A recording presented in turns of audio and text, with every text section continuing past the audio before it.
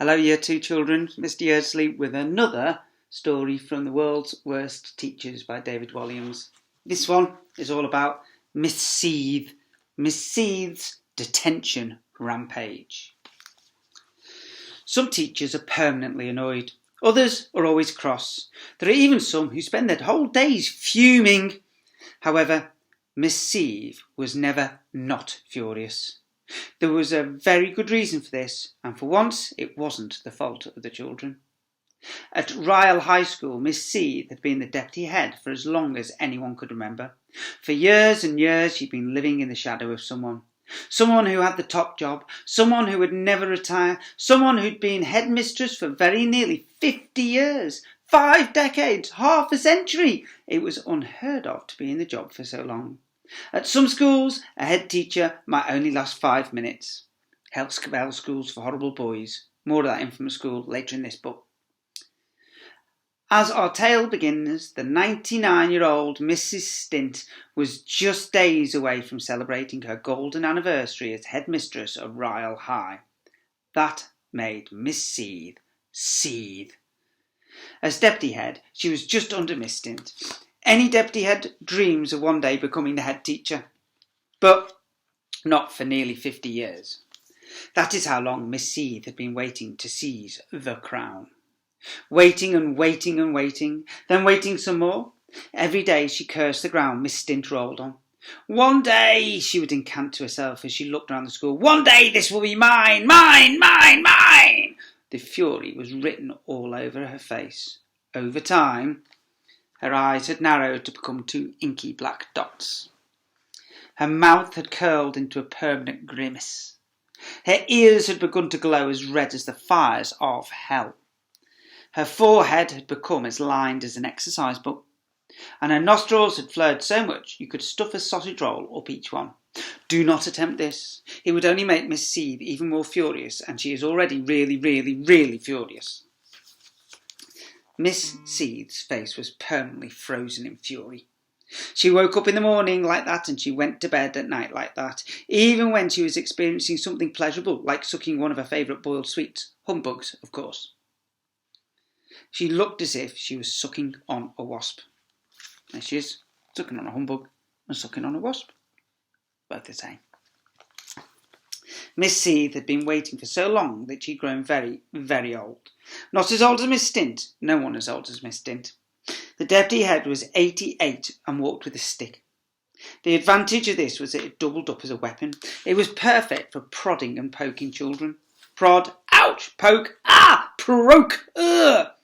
When she was particularly enraged, she would swing the stick over her head like a propeller. Whoop, whoop, whoop, whoop. Most days, Miss Seethe stalked the corridors of Ryle High, looking for anyone on whom she could vent her fury. Her favourite thing in the world was to give out detentions. A detention is a punishment where you have to stay behind after school. It might be an hour or 2 hours or even more. I was so badly behaved as a child that I'm still in detention, and I left his school in 1989.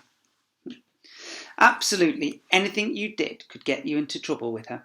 Miss Seethe was known to dish out detentions for the most spurious of reasons. Sneezing in class. A tissue! That sneeze was so loud it could have made me deaf, child. Detention! She would yell as she whacked her stick down on the cowering child's desk. Thwack! Having a spot on the end of your nose.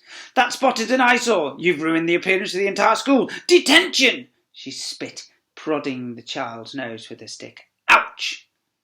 Humming while sitting on the toilet. Doot-a-doot-ta-ta-doot-a-doo. Seethe would strike the cubicle door with her stick. Thwack! Before shouting, you shall go in peace! Detention! Having your birthday on a school day? Happy birthday, child. Oh, thank you very much, Miss Seethe. Not at all. And I have a present for you. Wow, thank you. My present for you is a detention. I should have known. Double detention. Wearing squeaky trainers on sports day? Squeak, squeak, squeak. That one squeaky shoe is confiscated. But miss, then I'll have to run the race wearing only one shoe. Perfect. You can limp all the way to your detention. Having an egg sandwich in a lunchbox? You've stunk out the entire school, the entire town, the entire country, the entire continent, the entire planet, the entire solar system, the entire universe. I'm not sure they can smell my egg sandwiches on Mars, miss. Detention! Walking too fast in the corridor? Slow down, you reckless blunderer, she would say as she blocked their path with her stick, slamming it down in front of them. Whoosh! Thunk! But miss, please, I'm late for my exam. You will miss that as you'll be in detention! Walking too slowly in the corridor? Speed up, you slovenly clod, as she poked them in the back with her stick. Poke. Ouch! But miss, I've broken my leg. A pathetic excuse. Detention!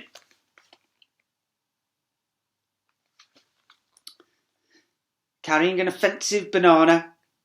That banana could easily have an eye out, even having what Miss Seethe considered to be a stupid name. Yes, Mark does count as a stupid name. I never heard of one more stupid. But miss, I can't help it. That's my name my mum gave and dad gave me. Double detention. Miss, triple detention. I won't say another thing. Quadruple detention. That's not fair. Quadruple detention. I think it's quintuple. Miss, quintuple detention.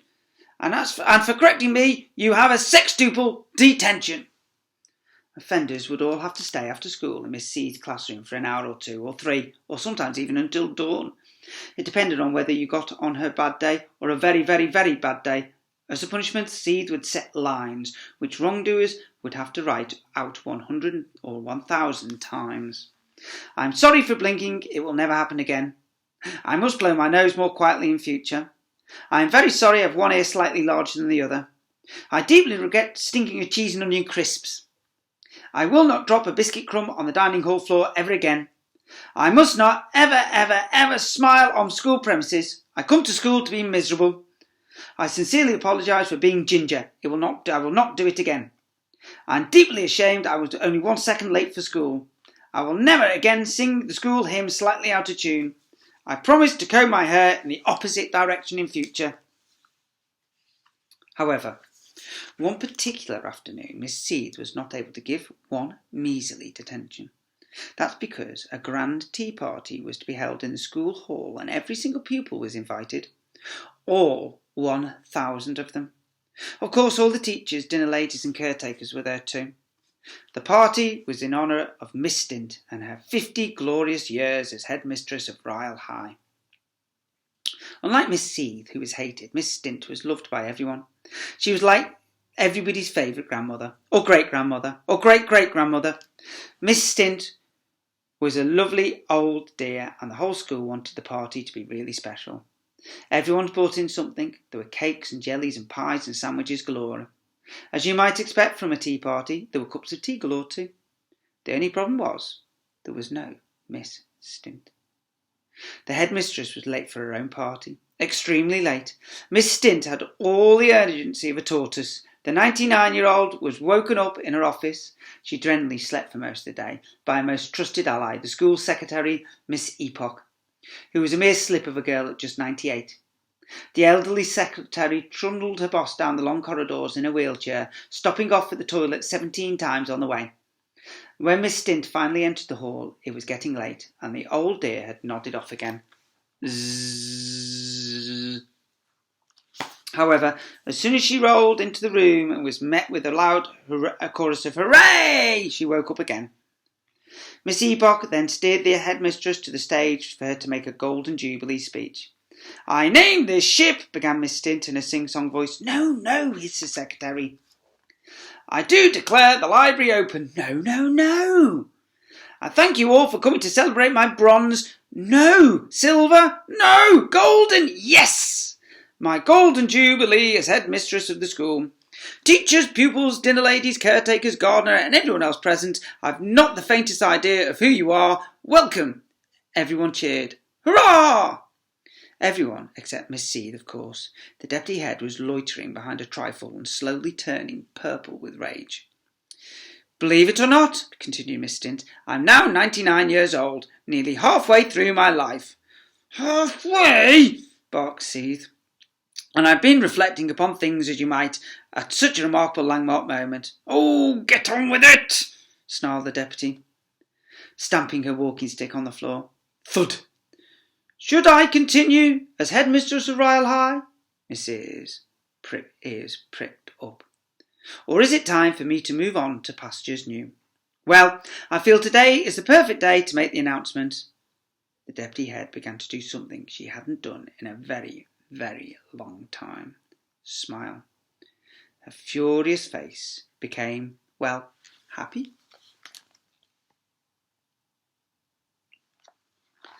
This was the moment for which Miss Seethe had waited the best part of half a century. The headmistress was about to announce her retirement, and as deputy head, the crown would be passed to her.